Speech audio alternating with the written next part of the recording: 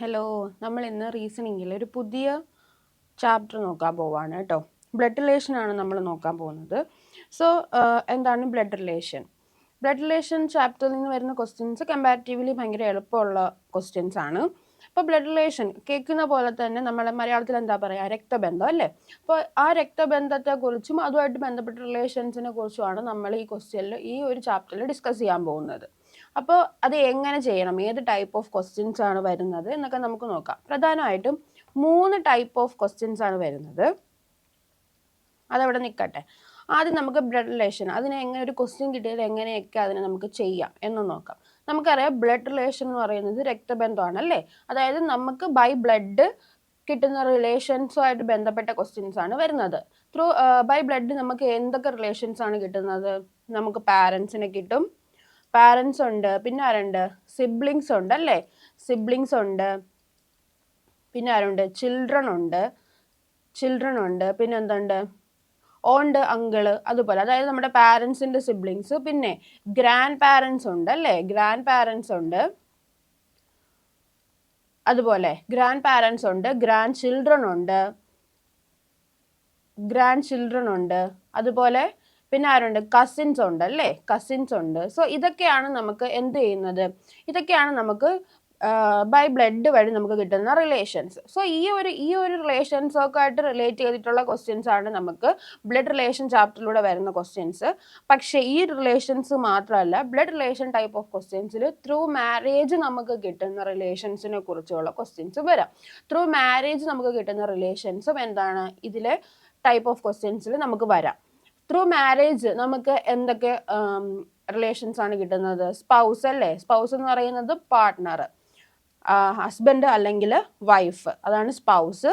പിന്നെ ഇൻലോസിനെ കിട്ടും അല്ലേ? ഇൻലോസ്, അതായത് ഇപ്പോൾ മദർ ഇൻലോ, ഫാദർ ഇൻലോ, അതുപോലെ തന്നെ ബ്രദർ ഇൻലോ അല്ലെങ്കിൽ സിസ്റ്റർ ഇൻലോ, അതുപോലെയുള്ള റിലേഷൻസ് നമുക്ക് കിട്ടും. സോ ഇത്രയാണ് പ്രധാനമായിട്ട് നമുക്ക് ബ്ലഡ് റിലേഷൻ ത്രൂ വരുന്ന ക്വസ്റ്റ്യൻസ് എന്ന് പറയുന്നത്. ഓക്കെ, ഇനി ഇപ്പം നമുക്കറിയാം, ഇപ്പം നമ്മുടെ സൊസൈറ്റിയിൽ ഒരുപാട് ജെൻഡേഴ്സ് ഇപ്പം ഉണ്ട്.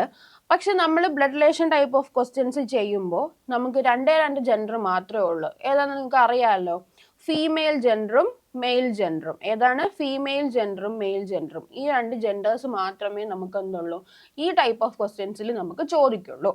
അതുപോലെ തന്നെ പിന്നെ ശ്രദ്ധിക്കേണ്ട ഒരു കാര്യം ഇപ്പോൾ മാരേജ്. ഓക്കെ, അപ്പോൾ മാരേജ് ഇപ്പം നമുക്ക് നമ്മുടെ സൊസൈറ്റിയിൽ മാരേജ് എന്ന് പറയുമ്പോഴത്തേക്ക് ഒരു മെയിലും ഫീമെയിലും മാത്രമുള്ള മാരേജ് മാത്രമല്ല, അല്ലാതെ നമുക്ക് എന്താണ് മെയിൽസ് തമ്മിലുള്ള മാരേജ് ഉണ്ട്, ഫീമെയിൽസ് തമ്മിലുള്ള മാരേജ് ഉണ്ട്. പക്ഷേ നമ്മൾ ഈ ടൈപ്പ് ഓഫ് ക്വസ്റ്റ്യൻസിൽ നമുക്ക് മാരേജ് ഫീമെയിൽ ആണ് ഒരു പാർട്ട്ണർ എങ്കിൽ അടുത്ത പാർട്ട്ണർ ഉറപ്പായിട്ടൊരു മെയിൽ ആയിരിക്കും. അതായത് ഓപ്പോസിറ്റ് ജെൻഡേഴ്സ് ആണ്. ഈ ഒരു ടൈപ്പ് ഓഫ് ക്വസ്റ്റ്യൻസിൽ മാരേജ് എന്ന് പറയുമ്പോൾ നമുക്ക് ആ ഒരു ടൈപ്പ് മാത്രമേ നമുക്ക് വരത്തുള്ളൂ. അതായത് ഒരു പാർട്ട്ണർ മെയിൽ ആണെങ്കിൽ അടുത്ത പാർട്ട്ണർ ഫീമെയിൽ ആയിരിക്കും. അത് ശ്രദ്ധിക്കേണ്ട ഒരു കാര്യമാണ്. നിങ്ങൾ ഇപ്പോഴത്തെ നമ്മുടെ രീതികൾ അനുസരിച്ചിട്ട് അത്ര കോംപ്ലിക്കേറ്റഡ് ആയിട്ട് ചിന്തിക്കേണ്ട കാര്യമില്ല എന്നാണ് ഞാൻ പറഞ്ഞു വന്നത്. പിന്നെ ഒരു കാര്യം എന്ന് പറയുന്നത്,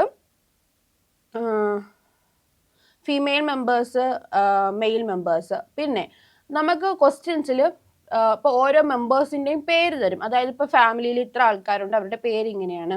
സോ നമുക്ക് അതായത് ചെയ്തു തുടങ്ങുന്ന ആൾക്കാർക്ക് ഒരു ടെൻഡൻസി ഉണ്ടാവും, അതായത് പേര് വെച്ച് അയാളുടെ ജെൻഡർ ഐഡന്റിഫൈ ചെയ്യാനുള്ള. അതായത് ഇപ്പോൾ മധു എന്ന് പറയുന്ന ഒരു പേര് കിട്ടി. ഓക്കെ, മധു എന്ന് പറയുന്ന ഒരു പേര് കിട്ടി. നമ്മുടെ നാട്ടിൽ സാധാരണ മധു എന്ന് പേരിടുന്നത് മെയിൽസിനാണ് അല്ലേ? മെയിൽസിനാണ്. സോ നമ്മൾ പേര് കണ്ടിട്ട് ചിലപ്പോൾ നമ്മൾ വിചാരിക്കും ഓക്കെ ഇതൊരു മെയിൽ ആയിരിക്കും എന്ന് നമ്മൾ വിചാരിക്കും. അങ്ങനെ നിങ്ങൾ ഒരിക്കലും പേര് വെച്ചിട്ട് ജെൻഡർ തീരുമാനിക്കാൻ പാടില്ല. പേര് വെച്ചിട്ട് എന്ത് ചെയ്യാൻ പാടില്ല? ജെൻഡർ തീരുമാനിക്കാൻ പാടില്ല. ഉറപ്പായിട്ടും അവിടെ ഒരു ജെൻഡർ സ്പെസിഫിക് ആയിട്ട് നമുക്ക് ആ ക്വസ്റ്റ്യനിൽ നിന്ന് എടുക്കാൻ പറ്റുന്നുണ്ടെങ്കിൽ മാത്രമേ നിങ്ങൾ ആ ജെൻഡർ എടുക്കാവൂ.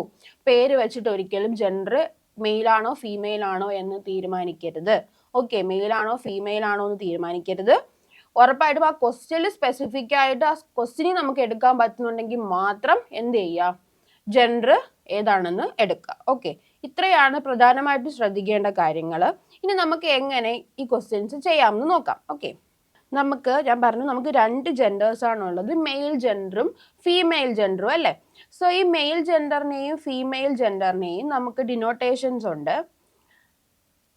മെയിൽ ജെൻഡറിന് നമ്മൾ ഡിനോട്ട് ചെയ്യുന്നത് പ്ലസ് സൈൻ വെച്ചിട്ടാണ്. ഓക്കെ, മെയിൽ ജെൻഡറിന് നമ്മൾ ഡിനോട്ട് ചെയ്യുന്നത് പ്ലസ് സൈൻ വെച്ചിട്ടും ഫീമെയിൽ ജെൻഡേഴ്സിനെ നമ്മൾ ഡിനോട്ട് ചെയ്യുന്നത് മൈനസ് സൈൻ വെച്ചിട്ടുമാണ്. ഓക്കെ, മെയിൽ ജെൻഡേഴ്സിനെ ഡിനോട്ട് ചെയ്യുന്നത് പ്ലസ് സൈൻ വെച്ചിട്ടും ഫീമെയിൽ ജെൻഡേഴ്സിനെ ഡിനോട്ട് ചെയ്യുന്നത് മൈനസ് സൈൻ വെച്ചിട്ടും. ഇനി നമ്മൾ ഒരു എന്താണ് റിലേഷൻസിന്റെ ട്രീ വരയ്ക്കും. റിലേഷൻസിന്റെ ട്രീ വരയ്ക്കുമ്പോൾ നമുക്കറിയാമല്ലേ, ഇപ്പൊ നമ്മുടെ പാരൻസ് എന്ന് പറയുന്നത് നമ്മളെക്കാളും ഒരു ജനറേഷൻ കൂടിയ ആൾക്കാരാണ്, അല്ലെങ്കിൽ ഒരു ജനറേഷൻ മുകളിലുള്ള ആൾക്കാരാണ്. ഇപ്പൊ നമ്മുടെ ചിൽഡ്രൻ അല്ലെങ്കിൽ നമ്മുടെ സിബ്ലിങ്സിന്റെ ചിൽഡ്രൻ എന്നൊക്കെ പറയുന്നത് നമ്മളെക്കാളും ഒരു ജനറേഷൻ താഴ്ന്ന ആൾക്കാരാണ്. ഇപ്പൊ നമ്മുടെ കസിൻസ് അല്ലെങ്കിൽ നമ്മുടെ സിബ്ലിങ്സ് എന്ന് പറയുന്നത് നമ്മുടെ അതേ ജനറേഷൻ വരുന്ന ആൾക്കാരാണ്. സോ ഈ ജനറേഷണൽ ഗ്യാപ്പ് കാണിക്കാൻ വേണ്ടിയിട്ട് നമ്മൾ പ്രധാനമായിട്ടും ഇപ്പൊ ജനറേഷണൽ ഗ്യാപ്പ് ഉണ്ടെങ്കിൽ നമ്മൾ വെർട്ടിക്കൽ ലൈൻ വെച്ചിട്ടാണ് അത് ഡിനോട്ട് ചെയ്യുന്നത്. എന്താണ്, ജനറേഷണൽ ഗ്യാപ്പ് ഉണ്ടെങ്കിൽ വെർട്ടിക്കൽ ലൈൻ വെച്ച് ഡിനോട്ട് ചെയ്യും. ഇപ്പം ഒരേ ജനറേഷൻ ആണെങ്കിൽ നമ്മൾ ഹൊറിസോണ്ടൽ ലൈൻ വെച്ചിട്ടാണ് ഡിനോട്ട് ചെയ്യുന്നത്. ഓക്കെ, അപ്പോൾ ജനറേഷണൽ ഗ്യാപ്പ് ഉണ്ടെങ്കിൽ വെർട്ടിക്കൽ ലൈൻ വെച്ചിട്ടും ഒരേ ജനറേഷൻ ആണെങ്കിൽ ഹൊറിസോണ്ടൽ ലൈൻ വെച്ചിട്ടുമാണ് നമ്മൾ എന്ത് ചെയ്യുന്നത്, ജനറേഷനെ സൂചിപ്പിക്കുന്നത്. ഇപ്പൊ നിങ്ങൾക്ക് കൺഫ്യൂഷൻ വന്നിട്ടുണ്ടാവാം ഇത് എങ്ങനെയാണ് വരുന്നതെന്ന് പറയാം. ഇപ്പൊ നമുക്കൊരു ഇത് എഴുതാം. ഞാൻ പറഞ്ഞു, നിങ്ങൾ ഇത്ര മാത്രം ശ്രദ്ധിക്കുക, മെയിലിനെ ഡിനോട്ട് ചെയ്യുന്നത് പ്ലസ് സൈൻ വെച്ചിട്ടും ഫീമെയിലിനെ ഡിനോട്ട് ചെയ്യുന്നത് മൈനസ് സൈൻ വെച്ചിട്ടുമാണ് അല്ലേ. ഇപ്പൊ ഒരു റിലേഷൻ പറയുവാണ്, A is father of B. A is father of B. ഇത് നമ്മൾ എങ്ങനെ ഒരു ട്രീയിൽ വരയ്ക്കും എന്ന് ചോദിച്ചാൽ ഇവിടെ എന്താണ് പറഞ്ഞിരിക്കുന്നത്, A is father of B. ബിയുടെ ഫാദർ ആണ് ആരെന്ന് പറയുന്നത്, എ എന്ന് പറയുന്നത്. അപ്പോൾ ബിയുടെ ഫാദർ ആണ് എ. ഓക്കെ, അതായത് എന്താണ്, ബിയും എയും ഒരേ ജനറേഷൻ ആണോ? അല്ല. എന്താണ്, ബിയേക്കാളും ഒരു ജനറേഷൻ മുകളിലുള്ള ആളാണ് എ എന്ന് പറയുന്നത്, ഫാദർ അല്ലേ. അപ്പൊ എന്താണ്, നമുക്ക് എങ്ങനെ എഴുതാം? നമ്മൾ പറഞ്ഞു ജനറേഷണൽ ഗ്യാപ്പ് ഉണ്ടെങ്കിൽ നമ്മൾ വെർട്ടിക്കൽ ലൈൻ വെച്ചിട്ടാണ് ഡിനോട്ട് ചെയ്യുന്നത്. വെർട്ടിക്കൽ ലൈൻ വെച്ചിട്ടാണ് ഡിനോട്ട് ചെയ്യുന്നത്. ഇവിടെ ആരാണ് ഫാദർ എന്ന് പറയുന്നത്? എ ആണ് ഫാദർ. അപ്പൊ മുകളിലുള്ള ജനറേഷൻ ആരാണ്? എ ആണ്. എ ആണ് ഫാദർ. എയുടെ മകനാണ് ബി എന്ന് പറയുന്നത്. സോ ഇങ്ങനെയല്ലേ വരിക. ഇനി ഈ ഒരു സ്റ്റേറ്റ്മെന്റിൽ നിന്ന് നമുക്ക് ആരുടെയൊക്കെ ജെൻഡർ എടുക്കാൻ പറ്റും? A is father of B. ബിയുടെ ഫാദർ ആണ് എ. അപ്പൊ അവിടെ നമുക്ക് ക്ലിയർലി മനസ്സിലാവും എ ഫാദർ ആണ്, അതുകൊണ്ട് തന്നെ എന്താണ്, മെയിൽ ആണ്. എ എന്ന് പറയുന്ന ഒരു മെയിൽ ആണ്. മെയിലിനെ നമ്മൾ ഡിനോട്ട് ചെയ്യുന്നത് പ്ലസ് സൈൻ വെച്ചിട്ട്. സോ നമുക്ക് ഇങ്ങനെ ഡിനോട്ട് ചെയ്യാലോ. ബിയുടെ ജെൻഡർ നമുക്ക് ഇവിടെ നിന്ന് എടുക്കാൻ പറ്റുമോ? ഇല്ല. എന്താണ്, എ ഫാദർ ആണെന്നേ പറയുന്നുള്ളൂ. അതായത് എയുടെ ചൈൽഡ് ആണ് ബി. അത് ചിലപ്പോൾ സൺ ആകാം അല്ലെങ്കിൽ ഡോട്ടർ ആകാം, ആരാണെന്ന് നമുക്ക് ക്ലിയർലി അറിയില്ല. സോ നമുക്ക് ബിയുടെ ജെൻഡർ എഴുതാൻ പറ്റില്ല.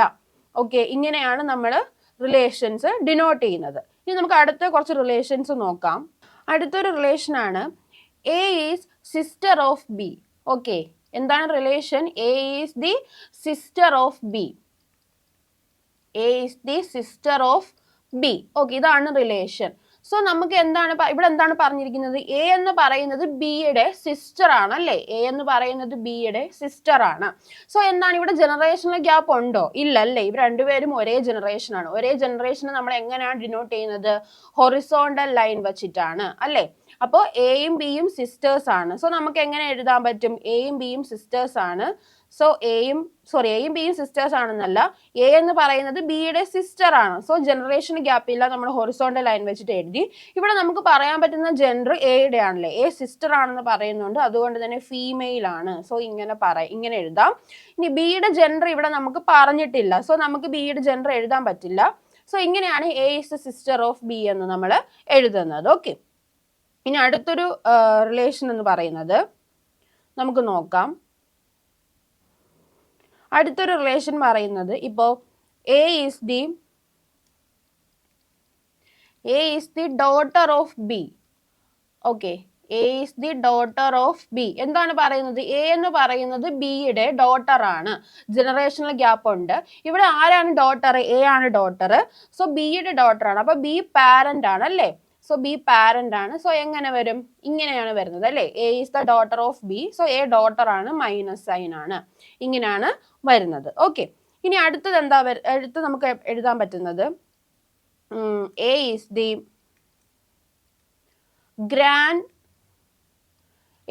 Grand mother of B. A is the grand mother of B. Okay, A is the grand mother of B. നമ്മൾ എങ്ങനെ എഴുതും? ഇവിടെ എന്താ പറഞ്ഞിരിക്കുന്നത്? എ എന്ന് പറയുന്നത് ബിയുടെ ഗ്രാൻഡ് മദർ ആണ്. അതായത് ബിയുടെ പാരന്റിന്റെ അമ്മയാണ് എ എന്ന് പറയുന്നത് അല്ലെ. ഗ്രാൻഡ് മദർ എന്ന് പറയുന്നത് എന്താണ്? ഒന്നല്ലെങ്കിൽ അച്ഛന്റെ അമ്മ അല്ലെങ്കിൽ അമ്മയുടെ അമ്മ അല്ലെ. സോ പാരന്റിന്റെ അമ്മയാണ് ആരെന്ന് പറയുന്നത്? എ എന്ന് പറയുന്നത്. സോ എ എന്ന് പറയുന്നത് 2 ജനറേഷൻ മുകളിലുള്ള ഒരാളാണ്. സോ നമുക്ക് എങ്ങനെ എഴുതാൻ പറ്റും? ഇപ്പൊ ബി ഉണ്ട്, ബിക്ക് ഒരു പാരന്റ് ഉണ്ട്, അത് മദറും ആകാം ഫാദറും ആകാം, ആരാണ് നമുക്ക് അറിയില്ല. സോ ബിയുടെ പാരന്റിന്റെ ആരാണ്? മദർ ആണ് ആരെന്ന് പറയുന്നത്? എ എന്ന് പറയുന്നത്. സോ ഇങ്ങനെയാണ് വരുന്നത്. Okay, A is the grand mother of B ഇങ്ങനെ വരും. ഇനി A is the grand father of B എന്ന് പറഞ്ഞാൽ എങ്ങനെ വരും? A is the grand father of B എന്ന് പറഞ്ഞാൽ എന്താണ്? അതും ബിയുടെ പാരന്റ് എന്ന് പറയുന്നത് അമ്മയോ ആകാം അല്ലെങ്കിൽ അച്ഛനോ ആകാം. ആ പാരന്റിന്റെ ഫാദർ ആണ് ആരെന്ന് പറയുന്നത്? എ എന്ന് പറയുന്നത്. ഓക്കെ, ഇതാണ് ഗ്രാൻഡ് ഫാദറിന്റെ കേസിൽ വരുന്നത്. ഇവിടെ നമുക്കറിയാം എന്താണ്? ഗ്രാൻഡ് മദർ ആണ് പറഞ്ഞിരിക്കുന്നത്. സോ ഇവിടെ എ എന്ന് പറയുന്നത് മൈനസ് സൈൻ ആണ്. ഓക്കെ, ഇനി ഇവിടെ നമുക്കൊരു കൺഫ്യൂഷൻ വന്നല്ലേ, ഗ്രാൻഡ് മദർ ആണോ ഗ്രാൻഡ് ഫാദർ ആണോ? രണ്ടായാലും നമുക്കറിയാം എന്തായാലും ബിയുടെ പാരന്റിന്റെ അമ്മയോ അച്ഛനോ ആണ്. സോ ഈ പാരന്റ് എന്താണ്, ആരാണെന്ന് അറിയാൻ, അല്ലെങ്കിൽ അമ്മയുടെ അമ്മയാണോ അല്ലെങ്കിൽ അച്ഛന്റെ അമ്മയാണോ എന്ന് അറിയാൻ വേണ്ടിയിട്ട് നമുക്ക് ചില സമയത്ത് സ്പെസിഫിക് ആയിട്ട് തരും. അതായത് നിങ്ങൾ ഈ വേർഡ് കേട്ടിട്ടുണ്ടാവും, മെറ്റേണലും പെറ്റേണലും. ഈ 2 വാക്കുകൾ ഇമ്പോർട്ടൻ്റ് ആണ്. കുറച്ചും കൂടെ സ്പെസിഫിക് ആയിട്ട് പറയാൻ വേണ്ടിയിട്ട്, റിലേഷൻ കുറച്ചുകൂടെ സ്പെസിഫിക് ആയിട്ട് പറയാൻ വേണ്ടി യൂസ് ചെയ്യുന്ന വാക്കുകളാണ് മെറ്റേണൽ, പെറ്റേണൽ. ഇപ്പൊ ഇവിടെ A is the grand mother of B എന്നതിന് പകരം തരുന്നത് A is the maternal grand mother of B എന്നാണെന്ന് വെച്ചോ. എന്താണ്? A is the maternal grand mother of. Maternal grand mother എന്ന് എടുത്തു തന്നിട്ടുണ്ട്. എന്താണ്? മെറ്റേണൽ ഗ്രാൻഡ് മദർ എന്ന് എടുത്തു തന്നിട്ടുണ്ട്. മെറ്റേണൽ ഗ്രാൻഡ് മദർ എന്ന് എടുത്തു തന്നാൽ നമുക്ക് അവിടെ അച്ഛന്റെ അമ്മയാണോ അമ്മയുടെ അമ്മയാണോ എന്നുള്ള കൺഫ്യൂഷൻ വരേണ്ട കാര്യമില്ല. കാരണം മെറ്റേണൽ എന്ന് പറയുന്ന വാക്ക് എപ്പോഴും ഫീമെയിലുമായിട്ട് റിലേറ്റ് ചെയ്തിട്ടുള്ള രീതിയിലാണ് വരുന്നത്. അതായത് മെറ്റേണൽ എന്ന് പറയുന്നത് അമ്മയുടെ അമ്മയായിരിക്കും. എന്താണ്? അമ്മയുടെ അമ്മ. മെറ്റേണൽ എന്ന വാക്ക് എപ്പോഴും മദറുമായിട്ട് ബന്ധപ്പെട്ട് അല്ലെങ്കിൽ ഡോട്ടറുമായിട്ട് ബന്ധപ്പെട്ട് ഫീമെയിൽസുമായിട്ട് ബന്ധപ്പെട്ട റിലേഷൻ സൂചിപ്പിക്കാനാണ് നമ്മൾ മെറ്റേണൽ യൂസ് ചെയ്യുന്നത്. സോ മെറ്റേണൽ ഗ്രാൻഡ് മദർ എന്ന് പറയുമ്പോൾ ഇത്രയും മാത്രം ഓർക്കുക. മെറ്റേണൽ ഗ്രാൻഡ് മദർ എന്ന് പറയുന്നത് നമുക്കറിയാം, ഗ്രാൻഡ് മദർ എന്ന് പറയുന്നത് പാരന്റിന്റെ അമ്മയാണ്. സോ അച്ഛന്റെ അമ്മയാണോ അമ്മയുടെ അമ്മയാണോ എന്ന് ഡൗട്ട് വന്നാൽ മെറ്റേണൽ വന്നാൽ അത് അമ്മയുടെ മദറാണ്, മദറിന്റെ മദറാണ്. ഇനി മെറ്റേണലിന് പകരം തരുന്നത് പെറ്റേണൽ എന്നാണെന്ന് വെച്ചോ. പെറ്റേണൽ, അതായത് എന്നാണ്? A is the paternal grand mother of B എന്നാണ് തരുന്നതെന്ന് വെച്ചോ. A is the paternal grand mother of B എന്ന് തരും. അപ്പൊ പെറ്റേണൽ എന്ന് വന്നു കഴിഞ്ഞാൽ എന്താണ്? പെറ്റേണൽ എന്ന് വന്നു കഴിഞ്ഞാൽ അത് മെയിൽസ്, അതായത് അച്ഛന്റെ അമ്മ എന്നാണ് പെറ്റേണൽ ഗ്രാൻഡ് മദർ എന്ന് വന്നു കഴിഞ്ഞാൽ അതിന്റെ മീനിങ്. എന്താണ്? അച്ഛന്റെ അമ്മ, പെറ്റേണൽ ഗ്രാൻഡ് മദർ. സോ ഇവിടെ ഇപ്പൊ സ്പെസിഫിക് ആയിട്ട് A is the maternal grand mother of B എന്ന് വന്നു കഴിഞ്ഞാൽ, മെറ്റേണൽ എന്ന് വന്നു കഴിഞ്ഞാൽ നമുക്ക് എങ്ങനെ എഴുതാൻ പറ്റും? ബിയുടെ അമ്മ, അമ്മയുടെ അമ്മ. ഇനി പെറ്റേണൽ ഗ്രാൻഡ് മദർ എന്നാണ് വന്നിരുന്നെങ്കിലോ, പെറ്റേണൽ എന്ന് പറയുമ്പോൾ അച്ഛൻ, മെയിൽ ആണ്. സോ ബിയുടെ അച്ഛന്റെ അമ്മയാണ് ആരെന്ന് പറയുന്നത്? എ എന്ന് പറയുന്നത്. സോ മെറ്റേണലും പെറ്റേണലും വന്നു കഴിഞ്ഞാൽ എങ്ങനെയാണെന്ന് നിങ്ങൾക്ക് മനസ്സിലായെന്ന് വിശ്വസിക്കുന്നു. ഇത് വേറെ റിലേഷൻസിലും വരാൻ ചാൻസ് ഉണ്ട്, അത് നമുക്ക് പറയാം. ഇനി അടുത്തൊരു റിലേഷൻ തരുന്നതാണ്, നോക്കിക്കോ. A is the grand daughter of B എന്ന് തരുന്നു. Okay, A is the grand daughter of B. എന്താ? എ എന്ന് പറയുന്നത് ബിയുടെ ഗ്രാൻഡ് ഡോട്ടർ ആണ്. ഗ്രാൻഡ് ഡോട്ടർ എന്ന് പറയുമ്പോൾ എന്താണ്? ഇപ്പൊ ബിയുടെ ഗ്രാൻഡ് ഡോട്ടർ ആണ് എ എന്ന് പറഞ്ഞാൽ ബിയുടെ മകളോ മകനോ അത് നമുക്ക് കറക്റ്റ് ആയിട്ട് അറിയില്ല. മകളുടെയോ മകന്റെയോ മകളാണ് എ എന്ന് പറയുന്നത്. അതാണല്ലോ ഗ്രാൻഡ് ഡോട്ടർ. അപ്പൊ എങ്ങനെ വരും? ബി വരും, ബിയുടെ കുട്ടി, അതൊന്ന് മകളോ മകനോ ആകാം, ആരായാലും ബിയുടെ കുട്ടിയുടെ മകളാണ് ആരെന്ന് പറയുന്നത്? എ എന്ന് പറയുന്നത്. ഇവിടെ നമുക്ക് ബിയുടെ ജെൻഡർ അറിയില്ല അല്ലെ, കാരണം ബി ആരാകാം? ഗ്രാൻഡ് ഡോട്ടർ എന്ന് പറയുമ്പോഴത്തേക്ക് ബി അപ്പൂപ്പനോ അമ്മൂമ്മയോ ആകാം, മെയിലോ ഫീമെയിലോ ആകാം, അത് നമുക്ക് ജെൻഡർ അറിയില്ല. അടുത്തത് ബിയുടെ കുട്ടി എന്ന് പറയുന്നത് മകനോ മകളോ ആകാം, അതും ആരാണെന്ന് നമുക്ക് അറിയില്ല. ആരായാലും അവരുടെ മകളാണ് എ എന്ന് പറയുന്നത്. നമുക്കിവിടെ ആകെ അറിയാവുന്നത് എയുടെ ജെൻഡർ മാത്രമാണ്. ഇവിടെ മെയിൽ അല്ലെങ്കിൽ ഫീമെയിൽ വരാം അല്ലേ, അതായത് മകനോ അല്ലെങ്കിൽ മകളോ വരാം. ബിയുടെ സണ്ണ് അല്ലെങ്കിൽ ഡോട്ടർ വരാം ഇവിടെ. ഇനി അത് സ്പെസിഫിക് ആയിട്ട് എങ്ങനെ പറയും ചോദിച്ചാൽ ഇങ്ങനെയാണ്. ഇപ്പം A is the maternal grand daughter എന്ന് എടുത്തു പറയുകയാണെന്ന് വെച്ചാൽ എന്താണ് മെറ്റേണൽ ഗ്രാൻഡ് ഡോട്ടർ എന്ന് എടുത്തു പറയുവാണ്. മെറ്റേണൽ ഗ്രാൻഡ് ഡോട്ടർ എന്ന് എടുത്തു പറയുവാണ്. ഓക്കെ, മെറ്റേണൽ ഗ്രാൻഡ് ഡോട്ടർ എന്ന് എടുത്തു പറയുവാണ്. ഞാൻ പറഞ്ഞു മെറ്റേണൽ എന്ന് വാക്ക് എപ്പോഴും ഫീമെയിൽസുമായിട്ട് ബന്ധപ്പെട്ടാണ്. അപ്പൊ മെറ്റേണൽ ഗ്രാൻഡ് ഡോട്ടർ എന്ന് പറയുമ്പോൾ എന്താണ് ബിയുടെ മകളുടെ മകളാണ് എ എന്ന് പറയുന്നത്. മെറ്റേണൽ ഗ്രാൻഡ് ഡോട്ടറിന്റെ മീനിങ് അതാണ്, ബിയുടെ മകളുടെ മകൻ. അതായത് ഇവിടെ വരുന്നത് ആരായിരിക്കും, ഡോട്ടർ ആയിരിക്കും. ബിയുടെ മകളുടെ മകളാണ് എ എന്ന് പറയുന്നത്. ഓക്കെ, ഇനി A is the paternal grand daughter എന്ന് തരുവാണെങ്കിൽ എ എന്ന് പറയുന്നത് ആരാണ്, ബിയുടെ പെറ്റേണൽ ഗ്രാൻഡ് ഡോട്ടർ ആണ്. എന്താണ് പെറ്റേണൽ ഗ്രാൻഡ് ഡോട്ടർ ആണ് എന്ന് തന്നു കഴിഞ്ഞാൽ നമ്മൾ എങ്ങനെ എടുക്കും? പെറ്റേണൽ എന്ന് പറഞ്ഞത് ഞാൻ പറഞ്ഞു മെയിലുമായിട്ട് റിലേറ്റ് ചെയ്ത് വരുന്നതാണ്. സോ എന്താണ് ബിയുടെ മകന്റെ മകളാണ് എ എന്ന് പറയുന്നത്. എന്താണ് ബിയുടെ മകന്റെ മകളാണ് എ എന്ന് പറയുന്നത്. സോ പെറ്റേണൽ എന്ന് പറയുന്നത്, പെറ്റേണൽ ഗ്രാൻഡ് ഡോട്ടർ എന്ന് പറയുന്നത് മകന്റെ മകളാണ് ഗ്രാൻഡ് ഡോട്ടർ അല്ലെ, പെറ്റേണൽ ഗ്രാൻഡ് ഡോട്ടർ. സോ ഇവിടെ ഗ്രാൻഡ് ഡോട്ടർ എന്ന് തന്നു കഴിഞ്ഞാൽ നമുക്ക് എന്താണ് ബിയുടെ മകന്റെയോ മകളുടെയോ ഗ്രാൻഡ് ഡോട്ടർ എന്ന് എടുക്കേണ്ടി വരും. പക്ഷേ ഇവിടെ മെറ്റേണലോ അല്ലെങ്കിൽ പെറ്റേണലോ എന്ന വാക്കുണ്ടെങ്കിൽ നമുക്ക് സ്പെസിഫിക് ആയിട്ട് പറയാൻ പറ്റും. ഒന്നല്ലെങ്കിൽ ബിയുടെ മകന്റെ മകള് അല്ലെങ്കിൽ ബിയുടെ മകളുടെ മകള്. ഓക്കെ, സോ ഇതാണ് പെറ്റേണൽ മെറ്റേണൽ വന്നു കഴിഞ്ഞാലുള്ള പ്രത്യേകത എന്ന് പറയുന്നത്. ഓക്കെ, ഇനി അടുത്തൊരു ടേമാണ് നീസ് ആൻഡ് നെഫ്യൂ. എന്താണ് നീസും നെഫ്യൂ? എന്താണ് നീസ് ആൻഡ് നെഫ്യൂ എന്ന് പറയുന്നത്? നമ്മൾ മലയാളത്തിൽ അനന്തിരവൾ അനന്തിരവൻ അനന്തിരവൾ എന്ന് പറയും. അതായത് നീസ് ആൻഡ് നെഫ്യൂ എന്ന് പറയുന്നത്, ഇപ്പൊ എന്റെ നീസ് അല്ലെങ്കിൽ നെഫ്യൂ എന്ന് പറയുന്നത് എന്റെ സിബ്ലിങ്ങിന്റെ മകനാണെങ്കിൽ അത് നെഫ്യൂ, എന്റെ സിബ്ലിങ്ങിന്റെ മകളാണെങ്കിൽ അത് നീസ്. അതാണ് നീസ് ആൻഡ് നെഫ്യൂ എന്ന് പറയുന്നത്. ഓക്കെ, അതായത് ഇപ്പം ഞാനുണ്ട്, എനിക്കൊരു സിബ്ലിംഗ് ഉണ്ട്. സിബ്ലിംഗ് എന്ന് പറയുന്നത് എന്താണ്, ബ്രദറോ അല്ലെങ്കിൽ സിസ്റ്ററോ ആരായാലും ബ്രദർ അല്ലെങ്കിൽ സിസ്റ്ററിന് ഒരു മകൻ ഉണ്ടെങ്കിൽ മകൻ, അപ്പൊ എന്റെ ബ്രദർ അല്ലെങ്കിൽ സിസ്റ്ററിന്റെ എന്താണ് മകൻ, ഇങ്ങനെയല്ലേ റിലേഷൻ വരിക. സോ എന്റെ സിബ്ലിങ്ങിന്റെ മകൻ ഇതെന്ന് പറയുന്നത് എന്റെ അല്ലെങ്കിൽ എ എന്ന് പറയുന്ന ആളുടെ നെഫ്യൂ ആണ് ബി എന്ന് പറയുന്നത്. അതായത് നെഫ്യൂ എന്ന് പറയുന്നത് എന്താണ്, സിബ്ലിങ്സ് സൺ ആണ് നെഫ്യൂ.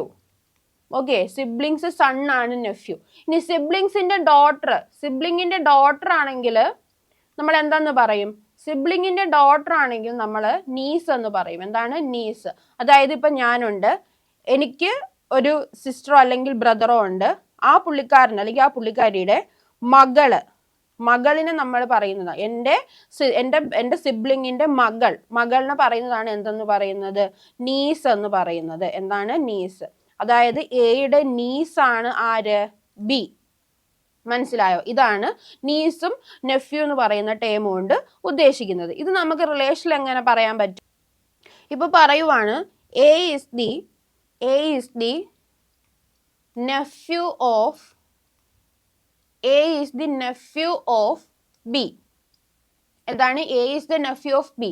ബിയുടെ നെഫ്യൂ ആണ് എ എന്നാണ് പറഞ്ഞിരിക്കുന്നത്. ബിയുടെ നെഫ്യൂ ആണ് എ എന്നാണ് പറഞ്ഞിരിക്കുന്നത്. സോ എങ്ങനെ വരും, ബി ഉണ്ട്, അപ്പൊ ബിയുടെ നെഫ്യൂ ആണല്ലോ എ, അപ്പൊ ബിയുടെ സിബ്ലിങ്ങിന്റെ മകനാണ് എ. അപ്പൊ ബി ഉണ്ട്, ബിക്ക് ഒരു സിബ്ലിംഗ് ഉണ്ട്. ഓക്കെ, അത് ബ്രദറോ സിസ്റ്ററോ ആകാൻ നമുക്ക് അറിയില്ല, ബിയുടെ ജെൻഡറും നമുക്ക് അറിയില്ല.